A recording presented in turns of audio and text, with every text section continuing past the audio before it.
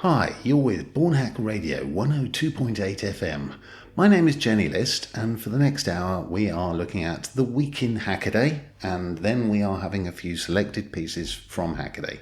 Hackaday.com is a global tech news website for people in the hacker and hackerspace community. It's very much on message for people at a hacker camp like BornHack. I am one of its editorial team. I'm based in the Netherlands. Hi, you're with BornHack Radio 102.8 FM, and now it's time for the Week in Hackaday. Now ask yourself, a Brit, American, a Dutchman and a Dane walk into a studio, what happens? It's this show. If you've ever listened to the Hackaday podcast, it's the same format as the Hackaday podcast, but for analog steam radio at the camp. Without further ado, I'd like each of my panel here, with four of us, to introduce themselves. Good evening. Hello, I'm Anne-Jan Brouwer, also known as Enes, part of Badge team, who also made this year's awesome BornHack badge. I'm the Joe Mertz, otherwise known as the Juggler or Juggling Geek. I am coming from Pumping Station 1 in Chicago and frequently found behind the bar at many a hacker camp. And my name is Mike. I have been running the speakers tent here at BornHack for some years, but this year I'm only attending as a guest. I do some retro computing on YouTube as well, and other fun projects. You can plug your YouTube channel, Mike. I will do that later. Okay. So we're all here at BornHack. First of all, what do you all think? Have you seen anything cool? Is there something I haven't seen yet? Come on. How's your camp? Well, I got down here to the recording session via the new BornHack taxi service. That is cool. Which the theme this year is touch grass, and the taxi has freshly watered grass as the floor. And a nice, park bench on it, everything. Yeah. I've seen lots of nice, cool LED projects again, and always fun. BornHack is my favorite festival every year. Yeah, very much so, same here. But you said the F word, it's a hacker camp. Is it? Is it not also a festival? And Mike has just pulled out one of the cool hacks from this camp, which I better describe because he's wearing it. Mike made himself a hard hat, a construction worker's hard hat, with a cowl on the top with a fan. It's a rather nice fan. It's a Noctua fan, and it's to keep yourself cool during the warm weather at the camp. And it's got LEDs around it as well. Can you describe anything about it, Mike? It's a cool ink hat. Actually, I made it just as a joke, but it kind of turned out to be pretty nice. So I'm wearing it unironically right now, to be honest. But it's turned off because the so-called noiseless fan from Noctua isn't that actually that noiseless when you put it inside a helmet. Then it gets bone conducting, or? That's probably a project for next year. Yeah. Bone conducting cooling fan. We're trying to pretend that a small room in the cabins here at Hilkedam is in fact a proper radio studio. So maybe some of you can hear a little bit of echo in the background. Anyway. And shuffling of feet. Yes. No, for me, one of the coolest things at the camp actually is the radio station. It's not the first camp I've been to that's had a radio station, but it's the first time I've done any radio while at a camp, and it's lots of fun. I've been running around with my big fluffy microphone. I'm going to have a magazine program later in the week to introduce some of the people I found. What else is new? Have any of you seen any other interesting things? Long silence. I mean, usually it's hot and wet, but this year I actually seen most people struggle with things blowing away. True. That's new for this year. Yeah, it's been very windy, especially in the last couple of days. Yeah, it was warm a couple of days ago though, but it's got windy. Never mind, eh? Without further ado, we normally have a What's That Sound on Hackaday and the Hackaday podcast, where we find a sound and you, the listeners, have to guess it. Now, in a minute, I'm going to play it to the team here, and they're going to have a guess at what it is, and you will hear it on the broadcast. There is a prize if you're the first person to get me with the correct answer. Courtesy of the furries, I have a couple of NVIDIA Jetson Minis, little NVIDIA Jetson boards to give away. They are used, but I'm told they do work. So if you want a very powerful little single board computer, now is your chance. Anyway, here we go.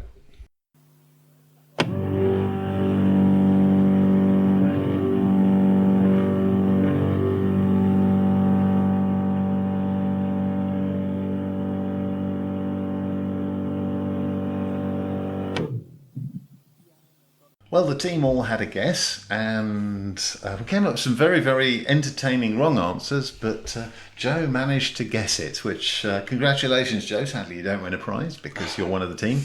But I'm not going to tell you what he guessed, but if any of you can guess it, you can get an NVIDIA Jetson Nano, as Joe put it, lightly used e-waste. The best prizes at every hacker camp. Yes, the best prizes. Here we go. Okay, so we, as part of our Hackaday podcast format, we move on to hacks. We discuss a particular hack that's been featured on Hackaday in the last week. And I'll kick off because it's a very topical thing here at the Hacker Camp, is the BornHack Cyber Egg. I wrote an article about it for Hackaday, and I praised it as a badge that has a real use after the camp. Because many Hacker Camp badge designers have done their very best to come up with badges that have a use afterwards. They've had development boards, they've had games consoles, they've had various different sensor devices. One was a watch. CCCC 2015 was a Radio. software-defined radio. And they've tried with varying degrees of success. I mean, one of the more inventive ones is Electromagnetic Field, who decided that they weren't going to give it a use outside the camp, they were going to make it the basis for next time's badge. So if you bought your EMF badge in 2024, then you can bring it along in 2026 and screw on a new faceplate, and it's the badge, which is a very clever way of doing it. But what the Cyber Egg has done, and I'm hoping that Annie-Anne will talk about this in a minute or two, is make a device that is a very useful little desktop clock afterwards, as well as being a mesh core repeater. I'm sorry, not mesh core client? Companion. Mesh core companion. Sorry, it's not the repeater. So it allows you to keep track of the time and date on your desk and keep track of your mesh core messages, which I like. I think it's really good. But what do the rest of you think? Annie-Anne? Well, it's also a Tamagotchi. True, I'd forgotten the Tamagotchi. Yeah, but hang on, we'll get sued. It's not a Tamagotchi. It's definitely not a Tamagotchi. It's a, wink, wink. Yes, it's a BornHack, which is a legally distinct entity. Anyway, we decided to actually make a product instead of a badge. Yes. So we have a nice 3D printed case for it. It stands very nicely on your desk. The case is also for a good reason, because of all the RF stuff. It has 3 onboard antennas, one for LoRa, one for Bluetooth, and one for NFC, near field communication. And the nice bit is you can use it as a card, like a business card, so you can scan and send your URL, your date of birth, whatever you want. That's neat. Also, the calendar function is very easy to update because you can just hook it up to any computer. It has a FAT12 partition with all the game assets, but also a events.ics file, so an iCal file. You can just export it from Thunderbird, if you're forced to use it, Outlook. Excuse me. And it's a nice little toy. It took a long time to develop, especially the hardware. It also has some new interesting techniques that we've never used before, like potted vias. Okay.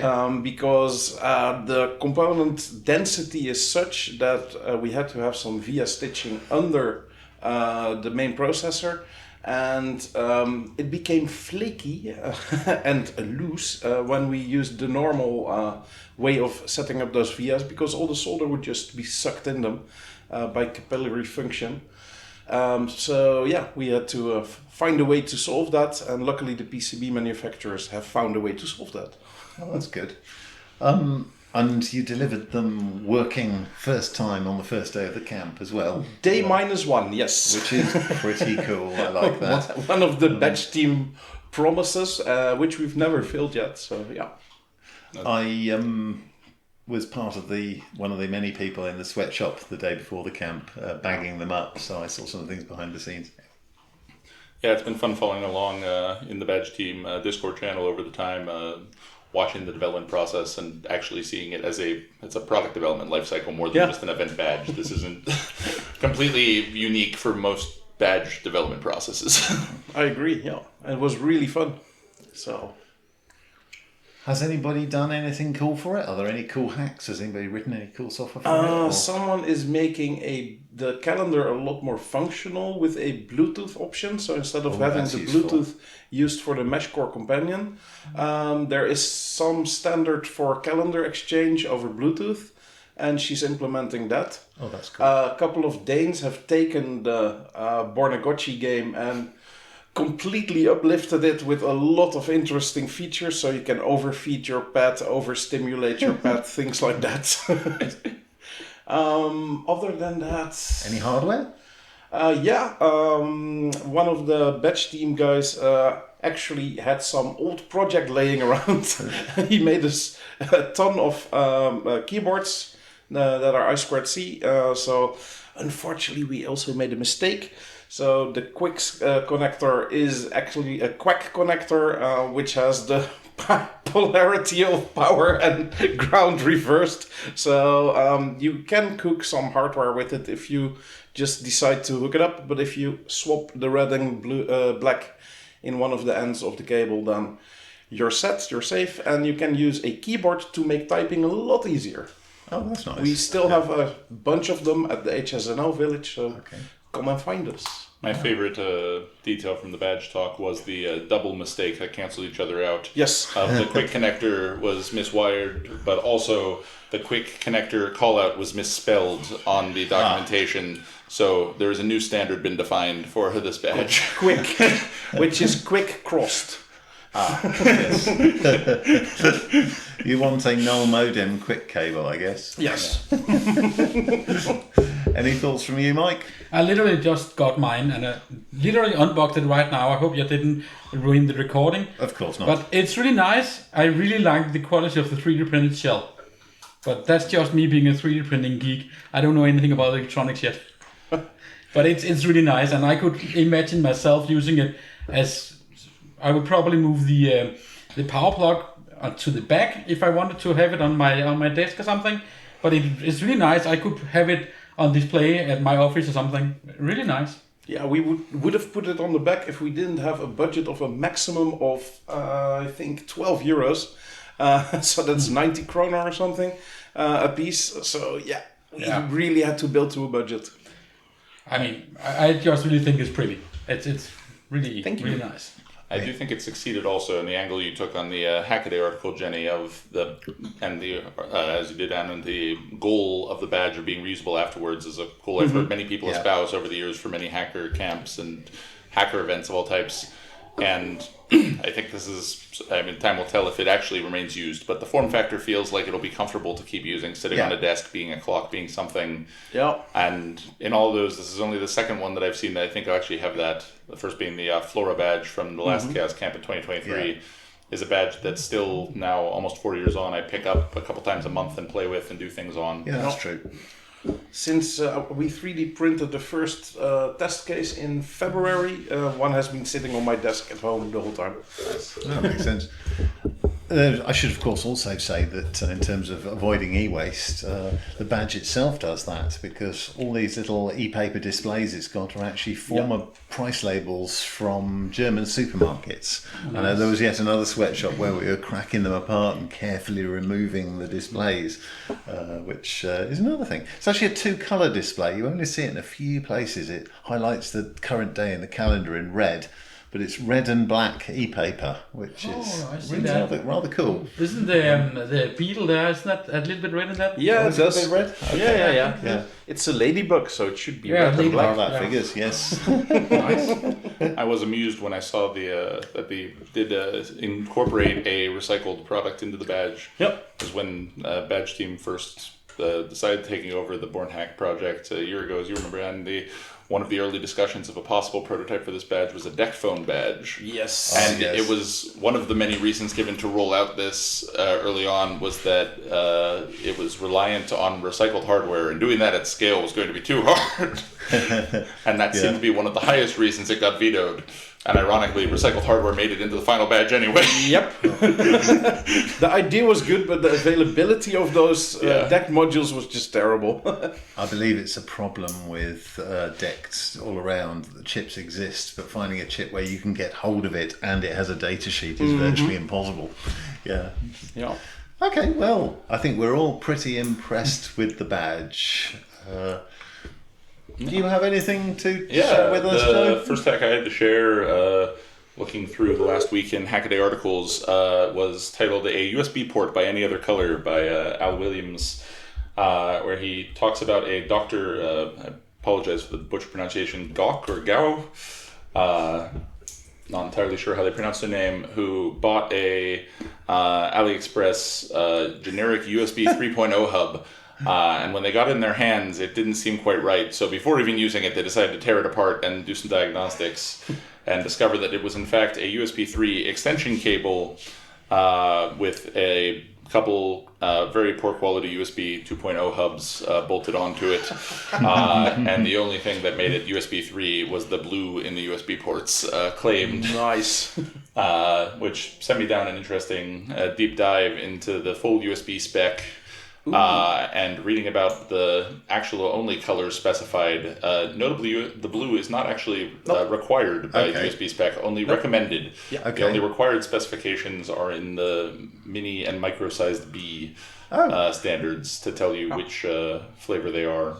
Okay, I had no idea of that. I've heard, I did because a guy called Mac Lemon once at a Balcon conference had a hour-long talk, which was very interesting. That guy can make anything interesting about the USB colors. The year prior he had one, or the year after, I can't remember. He had one about the different cables and the cross sections and everything. Hour-long talk, very interesting. It should be on their archives, I think. It's an interesting That's one to look for.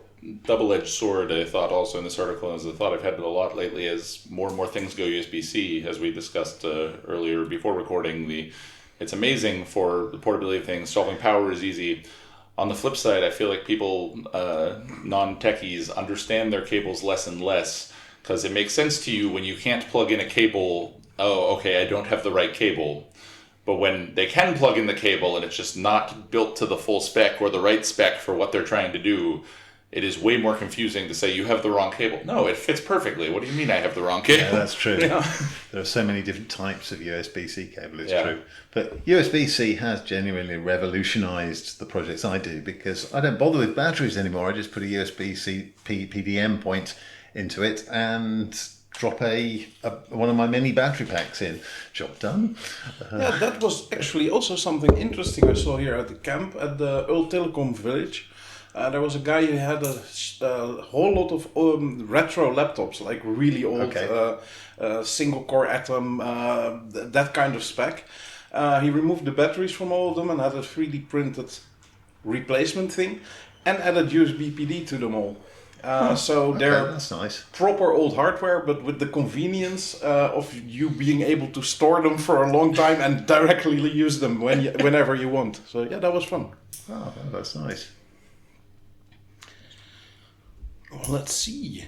Next article. Oh yeah.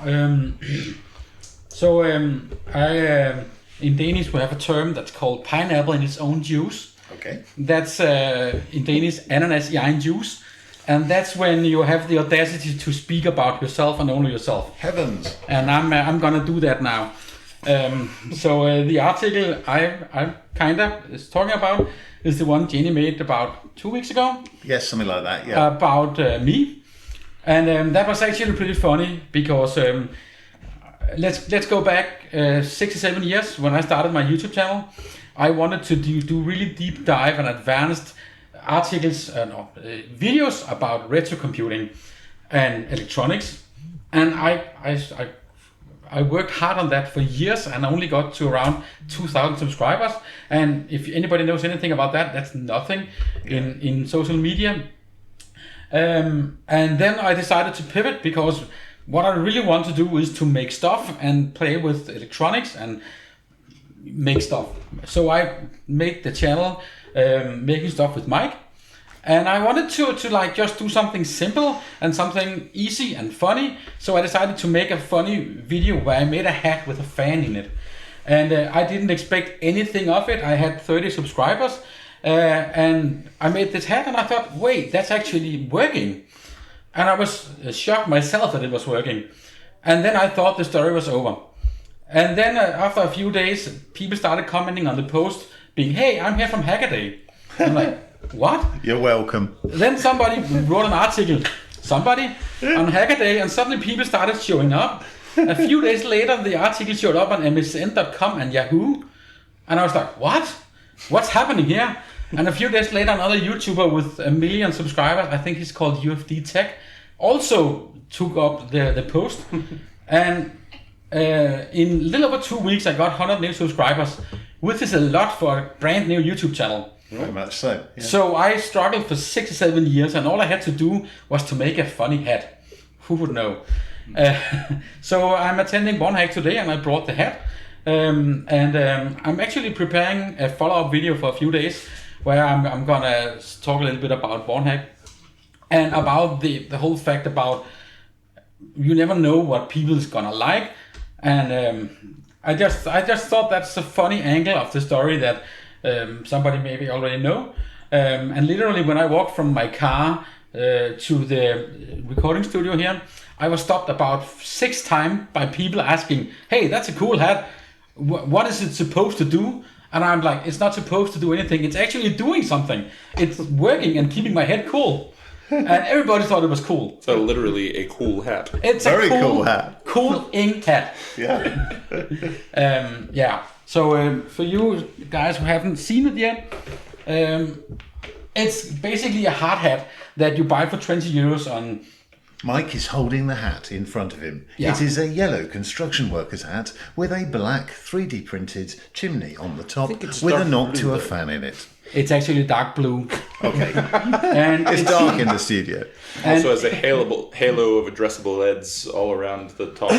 Yeah. If you see the article, the halo is not added yet. And I also have like this phallus symbol on the back, which is I'm glad you said that. like a battery. Oh, that's the battery. And sometimes it actually works as well.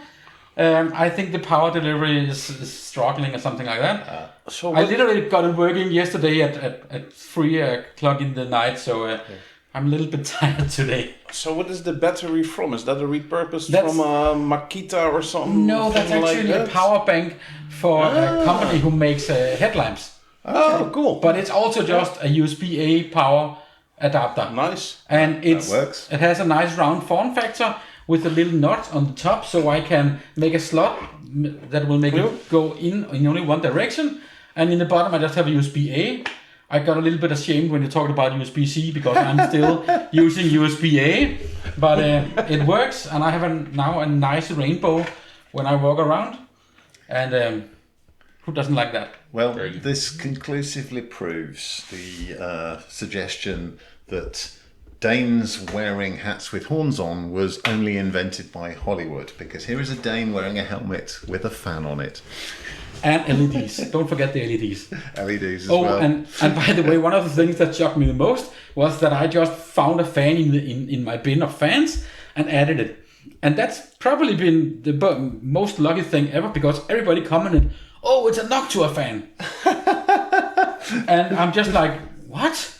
Why does that make a difference? So when I went to upgrade it from 5 volt to 12 volt, I actually went out and bought a Noctua fan just to not disappoint my quote-unquote fans. Your fans. My fans. Your fan fans. Yeah, Are you going to go on OnlyFans? I don't think so, but we might make a fan club. That sounds good to me. And on that note, On to the quick hacks. yes, on to the quick hacks. I'll start with the quick hacks. Now, magazines like Hackaday and websites like Hackaday occasionally get sponsorships. Long-time Hackaday listeners will have, or Hackaday readers will have seen that we occasionally our competitions are sponsored by companies like DigiKey. Well, the Utopian has the same thing, and they were discussing a sponsorship with eBay, and their editor in a sort of off-the-cuff comment said, "Hey, yeah, I could build a Jeep out of bits entirely bought on eBay," and specifically a World War II Jeep.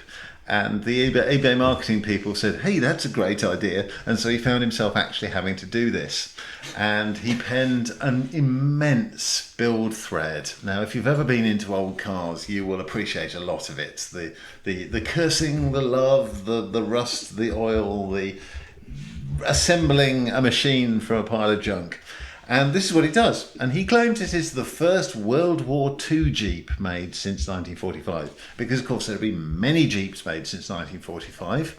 But obviously, the World War II spec ones, they had some old components, they had some flaws, and newer Jeeps have fixed a lot of those. So he's going absolutely back to basics. He even does it to the extent of finding somebody who will cast him a new block for the World War II spec Jeep engine, the Willis engine, which is incredible. And as somebody who's owned old cars, I followed this all the way through and absolutely loved it. And then my second quick hack is the seemingly impossible oscillator. Now, this was, somebody featured it as a circuit, it's an unusual circuit. It's not a new circuit by any means, in fact, quite an old circuit. But it's a circuit diagram in which you have a resistor and a capacitor, and across the capacitor is a transistor connected emitter and collector with the base floating. The transistor is the wrong way up, and there's an LED.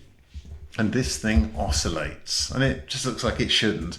Of course, it's a relaxation oscillator, and it's relying on the reverse avalanche breakdown voltage of a transistor the wrong way up, which is surprisingly low. The capacitor charges up, the avalanche happens, and the current from the capacitor dumps through the transistor into the LED, and the LED flashes, and then it all starts again. It's not a new circuit by any means. It was a sort of staple of electronics books back in the 70s when I was a kid, but it's cool, and I saw somebody featuring it and I liked it. I suspect some of the Hackaday's younger readers may not have seen it, but now you have. Joe, did you end up anything?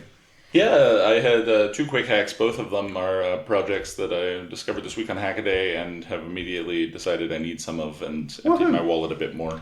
The first is Tom Nardi wrote up Open Book Touch makes a crowdfunding debut. For anybody like me, you may have been following Joey Castillo's Open Book, Open e-reader project for many years now. Joey is a bit of a perfectionist and has been working on making the perfect e-reader for his needs and expects that some other people might have similar needs.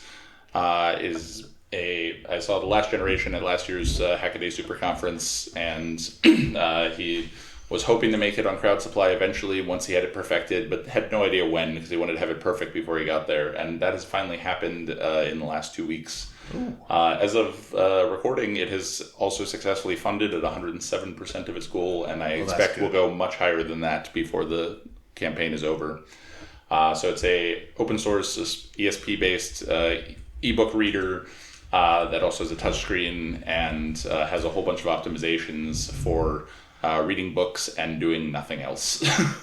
Well, I hope I managed to pull it off. It's notoriously difficult to go from crowdfunder to product arriving, and I wish them the best of luck. Yeah, and he's done it once before, so there's some hopes that he's done it again. That's good. I went ahead and backed it as soon as I read the article earlier. Yeah. So we'll see what happens. And apparently he has reached his goal. Yeah, he reached his goal. That's impressive. The second quick hack I had is actually an article I believe you wrote, Jenny. Super Cheap Desk Toy becomes a hackable desktop notifier. Oh, yes. Where somebody, I've forgotten the name, GOV321 has written new firmware for the Geek Magic Small TV, which is a small desktop display in the style of a tiny television. I've been following the displays for a while, but none of the content on them was ever that interesting to me. But he's managed to make a couple an easy framework on the firmware for putting new display things in, as well as given some examples, including a Claude AI token use case, and most exciting for me, a mini ADS-B display showing planes flying overhead as a micro radar display. That would be good for me as well, Yeah. Cool. Mike, do you have anything? Yeah. This is not as much a hack as a cultural thing, I think. Elliot wrote up a small article called Simple Games from a Simpler Time. And the YouTube channel, Jenny told me to plot, was retro computing with Mike. I have a thing for retro computing, but I actually never had a thing for gaming. Unless it's really old and really clunky. I found myself playing the BornHack adventure game, which we made last year, a few evenings ago. I spent 3 hours on that, and it's not really that interesting. But for some reason, it caught my interest, and it kept me tied down to my computer until I basically fell asleep. I think he's addressing a subject that's interesting, because games today are these high AAA studio productions, whereas almost all the games I ever enjoyed growing up were the smaller ones made by a guy in his basement, or a small team like Commander Keen comes to mind, or there's this cool game called The Battle for Atlantis. That's a DOS text game. Google it, it's on dosgames.com or something like that. And it's really funny, and it's I have shown it to a lot of younger people, and they don't get it. They think it's weird for me to spend hours on that. It's basically a Risk game in DOS, and I love it, and I can spend hours on it. I have never spent more than an hour playing a modern game, because I just lose interest very, very fast. I have the same problem, Mike, with a lot of games, and I will put a plug for what has become one of my favorite games recently while listening to an audiobook or just sort of meditating for a bit. Originally Desert Golfing from a indie Canadian studio, Blinkback Games. It's just a couple people. The game has no menu screen, there's no ability to save or reload, it just continues forward, and you are just flicking a little golf with some basic physics in 2 dimensions into a hole. And the holes just go on seemingly infinitely, but in fact at hole 10,000 the game ends with a infinite ocean, and you kick the ball into it, and then the game ends, and you can't do anything without uninstalling and starting again. There's now a sequel, Golf on Mars, which is the same thing but with slightly different physics. That's cool. Nice. I'm reminded of Desert Bus. That's obviously where they got the desert from. I would like to end by plugging the game itself. If you go into adventure.funhack.dk, it's you can play it on the browser or through a netcat, like a TCP socket. It takes place at BornHack 2025. That's last year, and you can actually meet some of the crew and attendees there, and it actually gives you kind of a feel of being there. So go check it out. It's or maybe not if you don't have 3 hours to spare. I don't know. Don't blame me if you lose an evening on it. They really did a great job. If you're at BornHack or been to BornHack in the past, you'll feel great nostalgia for it. If you haven't been to BornHack, it'll give you a good reason to try to come in the future. Yes. Yeah, I completely agree. It was really fun playing that game. And it did take me over 3 hours. We were discussing before recording, when I went to play the game earlier this year in a missing of the field, I couldn't figure out how to use the commands while playing Hacker Jeopardy. And I was very amused that the Hacker Jeopardy listener keeps running in the background, even as you do other things. And so I later got confused on another quest at the info desk, and it gave me some item, and I said, "What is the item?" And Hacker Jeopardy came back in with Took telling me my answer was wrong. And it had been a solid 40 minutes since I had started Hacker Jeopardy confused. That is funny. That is very funny. On the subject of Hacker Jeopardy, that at the moment we've got a shortage of teams, but by the time you, dear listener, hear this, that will have been resolved, because the second round of Hacker Jeopardy will have happened. Should we form a team? Possibly. I've been on a team for Hacker Jeopardy before, and we didn't So win. have I. I'm probably not. I believe you were on a winning team, weren't you? No, very much not. But better than that, better than winning with Hacker Jeopardy, we are still on the front page of BornHack .dk. Oh, wow. Impressive. Okay. And now everybody goes typing. I just remember Silly I Hats. am involved. very much not recognizable though. Yeah, Silly Hats were involved. Oh, yeah. I'm the guy wearing the orange balaclava and not the other two wearing the diaplumas, which is like a devil's mask from Ecuador. And we've made a fort out of beer cans, reinforced with pink duct tape, to scare off our opponents. Yeah, that's Okay. a very intimidating visage Yes. is created Well, here. yes, it was. We didn't win though. So it didn't I actually work. showed those pictures on the front page to a new friend yesterday, and she was immediately like, I want to go there. So we have a new fan. Go watch those pictures. That sounds good. I ought to get to the Hacker Jeopardy this evening. It's definitely one of the highlights of this camp. Yes. The first round, the first selection round? I don't know. Qualification. Qualification round had a lot of very interesting questions and categories. It was really nice. Always good. So, we have our final section of the normal Hackaday podcast, which is the can't miss articles, which is where we have a look at one of the bigger long form articles of the week. And the one I picked is now the time for volumetric 3D printing. Now, I wasn't sure what it was until I read the article. And it's resin printing with light, but it's not the same as SLA resin printing, where you print it layer by layer and pull up. Instead, it uses a resin with a particular energy required for the transition from liquid to solid. And you achieve that energy by having two laser beams. So one laser on its own will not make the transition. But if you have two, there is just enough energy in the little dot where they meet to make a piece of solid. And the idea is that you can build something in 3D without disturbing the space around it. And the idea is that it can give very good 3D printing. Now, I've never seen one of these things in the flesh, so I can't sort of stand here and talk about it as from the point of view of something who knows a lot about it, but it certainly looks interesting. I'm kind of reminded of laser sintering, only laser sintering is done layer by layer again, rather than in a solid sort of cube of whatever powder that they're sintering. But it's kind of reminiscent of that anyway. I don't know if any of you have any thoughts on that. My immediate thought is it reminds me of those sort of novelty toys that were all around at tourist destinations in the early 2000s, where you had a little glass block with a laser engraved 3D figure of some famous architecture inside. Yes. That they're manufactured a similar way, that they have lasers hitting from two angles, and where the laser combines is where they discolor inside the glass a little bit. Nice. I actually thought about a design like this when I was a teenager. And then I asked a grown-up about, hey, wouldn't it be cool? And the whole thing about two lasers intersecting, and this grown-up just rejected the idea right away, said that will never work because two lasers will never be able to inflict each other in that way. And I'm so happy to see that I was right. 20 years later. Took a bit of time, but yes. Never be trust honest- grown-ups, kids. Yeah, exactly.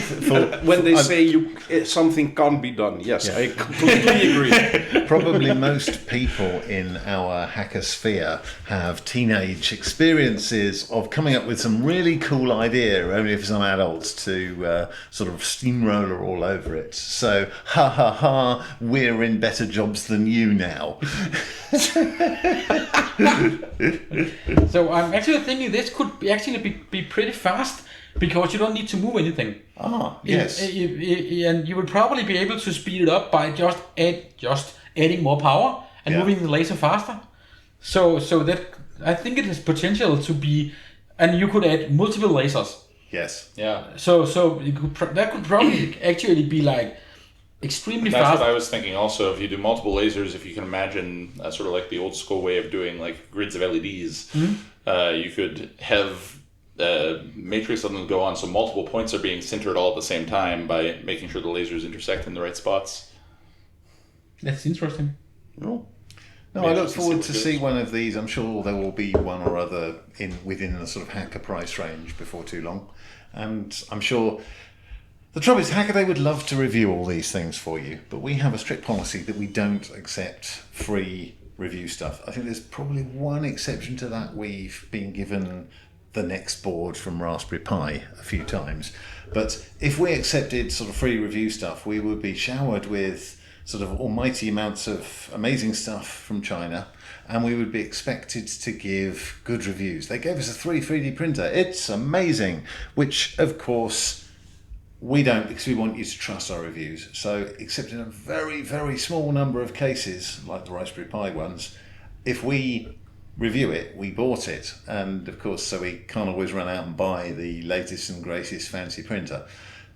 There's a way around this, of course. In any given hackerspace community, chances are somebody sooner or later buys one, and you bet if that happens, one of my friends buys one, I'm over to their house to have a look at it. So you may see a hands-on on Hackaday, and we'll see what comes out in that particular scene. Does anybody else have anything? No. Good Lord, everybody's found everything on Hackaday. Well, you're still with BornHack Radio 102.8 FM, and I would like to thank the team here for participating in the week in Hackaday. And I'd like to say enjoy the camp, everybody. Have you got any final thoughts? See you next year. Yeah. See you next year. Absolutely. Yes. Come to Okay. BornHack. Thank you very much. We aimed for a week in Hackaday to be about an hour long, but we came up a little short at 40 minutes. So, to make up for the extra 20 minutes, we're going to have a few pieces that have appeared on Hackaday over the last year or two. We're going to start with one from January the 3rd, 2024, a few reasonable rules for the responsible use of technology. If there's one thing which probably unites all of Hackaday's community, it's a love of technology. We live to hear about the very latest developments before anyone else, and the chances are, for a lot of them, we'll have a pretty good idea of how they work. But if there's something which probably annoys a lot of us the most, it's when we see a piece of new technology misused. A lot of us are open source enthusiasts not because we're averse to commercial profit, but because we've seen the effects of monopolistic practices distorting the market with their new technologies and making matters worse, not better. After all, if a new technology isn't capable of making the world a better place in some way, what use is it? It's depressing then to watch the same cycle repeat itself over and over, to see new technologies used in the service of restricted practices for short-term gain rather than to make better products. We probably all have examples of new high-tech products that are simply bad, that are new technology simply for the sake of marketing, and which ultimately deliver something worse than what came before, but with more bling. Perhaps the worst part is the powerlessness, watching gullible members of the public lapping up something shiny and new that you know to be flawed and not being able to do anything about it. Here at Hackaday, though, perhaps there is something I can do about it. I don't sit in any boardroom that matters, but I do have here a soapbox on which to stand, and from it I can talk to you, people whose work takes you into many fascinating corners of the tech industry and elsewhere. If I think that new technologies are being used irresponsibly to create bad products, at least I can codify how that might be changed. So here are my 4 rules for the responsible use of new technology, each with some examples. They should each be self-evident, and I hope you'll agree with me. New technology should not be used to shorten the lifespan of a product. We now know that everything we do carries a penalty in terms of the environmental impact of its manufacture. Thus, as a society, we are now much more aware of the CO2 generated in manufacture of the things we use and of what happens to them after we're done with them. We expect the things we use to minimise that impact as well as deliver us value for money, but instead we so often find that the use of new technologies are being used to shorten the lifespan of the things we buy in order to increase the sales of new products. There are plenty of examples of this to be found. For example, in the past we've written about technology becoming the new rust in the automotive business. But perhaps when looking for a poster child, we find it in the lithium-ion or lithium polymer battery. What should be an innovation which provides the product with a long life and great performance is all too often designed instead to give it a life of only a few years before it must be discarded for a new one. It's normal for lithium-ion batteries to be sealed for life inside a product with no way for the consumer to replace them. resulting in what should be perfectly good products becoming junk well before their time. No new technology should be used as an excuse to intentionally shorten the lifespan of a product. New technology should not be used as an excuse to inhibit repairability. Manufacturers often dislike people repairing their products when they break, either because they would rather sell a new product or because they want to restrict repairs to their own ecosystem of repair agents. The tractor manufacturer John Deere is notorious for their use of digital registration of all new parts before a tractor will recognise them. But there's a more insidious trend which you'll probably recognise if you own an Apple device. The cult of no user repairable parts inside has moved from merely a meaningless phrase on the back of your 1970s TV set to the designed-in unrepairability of glued-together consumer electronics, alongside a systematic removal of low-tech alternatives. We've railed about the motor industry doing this on a grand scale here at Hackaday in the past, overusing automotive electronics to make what should be a 25-year-old vehicle into a 10-year-old one as a second or third owner balks at the expensive cost of a replacement do-everything module. Perhaps the saddest part of this erosion of repairability is that consumers who are its victims simply don't care, so mesmerised are they by the superficially pretty toys with which manufacturers coat their next big thing. New technology should not be tied to unnecessary services. My washing machine is a fine appliance. It does my laundry without complaint, and given a bit of extra time it will also dry it too. It's functionally similar to the one my family had in the 1970s, except it uses less energy, and the mechanical sequencer with the big clicky knob has been replaced by a smart computerized interface. It also has an app, through which if I installed it, I could see if my washing is done and set it going from the comfort of my sofa. To activate the app, I must connect it to my network and sign up for an account with the manufacturer. For what? In fact, a standalone appliance has become a means to gather usage data. Today I can use it standalone, but perhaps tomorrow its successor will require the app. My washing machine is simply a small example, as everything from a light bulb to a car now requires an internet connection, so my usage data can be sold or I can be targeted with advertising. I simply want my appliances or other devices to do their job. If all the new technology does is enable a data slurp, then you are doing new technology wrong. This, of course, becomes much more insidious when the device won't work without the online connection, because then it becomes junk when the online service retires. A few years ago, I reviewed the Nabaztag, an early internet appliance that went silent when the company behind it folded. And while it was one of the first bricked appliances, there have been many more. Far worse are companies who intentionally brick otherwise perfectly good devices to sell new ones.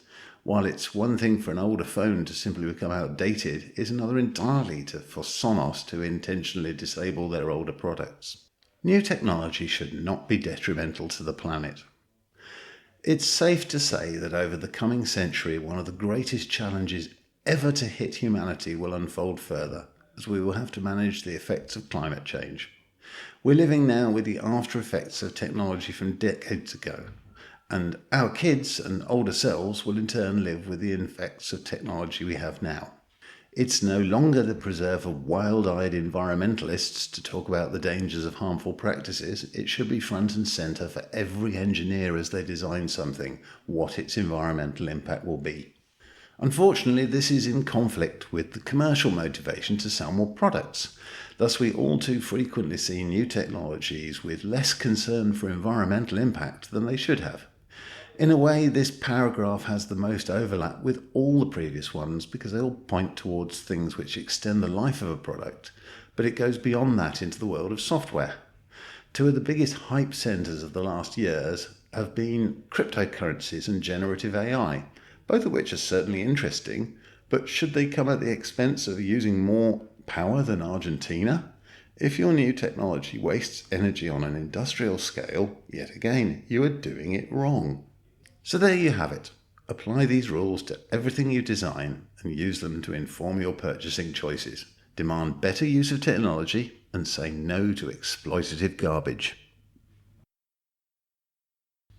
And now, finding a new model for hacker camps, which went out on Hackaday on August the 22nd, 2025.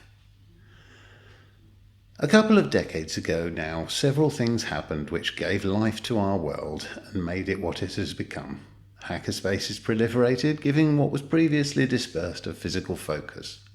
Alongside that, a range of hardware gave new expression to our projects, among them the Arduino, or affordable 3D printing, and mail-order printed circuit boards. The result was a flowering of creativity, and of a community we'd never had before.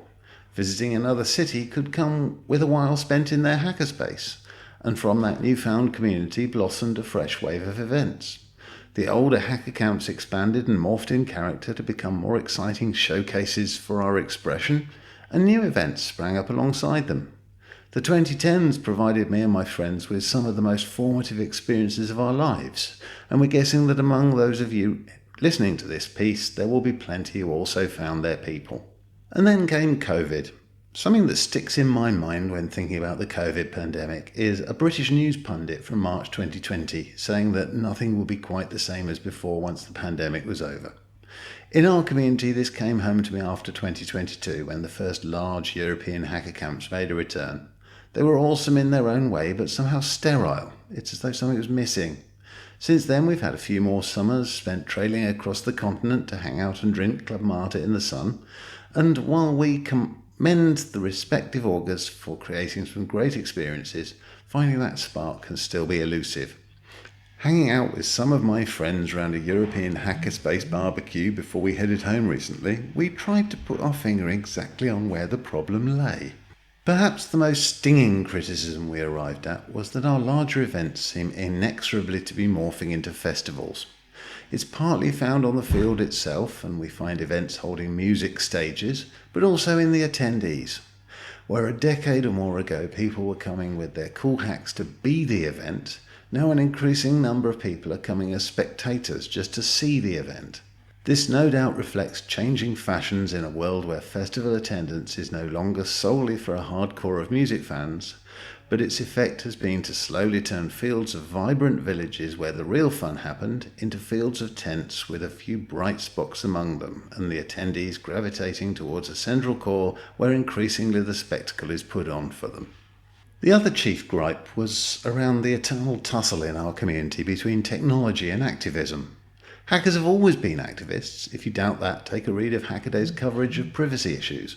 But the fact remains that we are accidental activists. Activism is not the reason for what we do. The feeling was that in some events, our community have become far more about performative imposition of a particular interpretation of our culture, or conforming to political expectations that they have about the hacks, and the fun has been sucked out of them as a result. People who know me outside my work for Hackaday will tell you that I have a significant career of an activist in a particular field, but when I'm at a hacker camp, I'm not there to be lectured at length about her ideology by an earnest young activist. I'm especially not there to be policed as some kind of enemy simply because I indicate that I'm bored with what she has to say. I know that from my own activism, that going out on about it too much is not going to make you any friends. It's evident that one of the problems with the larger hacker camps is not only that they have simply become too big, but that there are also some cultural traps which events can too readily fall into. Our conversation turned to those events we think get it right, and how we would approach one of our own. One of my favourite events is a smaller one with under 500 attendees, who, as organisers, have a good handle on what it makes to make a good event, because they're in a large part making the event they want to be at. Thus it has a strong village culture, a lack of any of the trappings of a festival, and a significant discouragement when it comes to people attending simply to be political activists. That's what I want to see more of. But even there's a danger. I want it to remain awesome but not become a victim of its own success as many events do. If it grows too much, it will become a sterile clique of the same people grabbing all the tickets every time it's held, and everyone else is missing out. Thus there's one final piece of the puzzle in ensuring that any hacker event doesn't become a closed shop, that our camps should split and replicate rather than simply becoming ever larger. Condensing all the above, my friends and I came up with a 4-rule model for the hacker camps we want. Limited numbers, self-replicating, village-led, and bring a hack. Let's look at those in more detail. Limited numbers. There's something special about a camp where you can get to know everyone on the field at some level, and it's visibly lost as an event gets larger.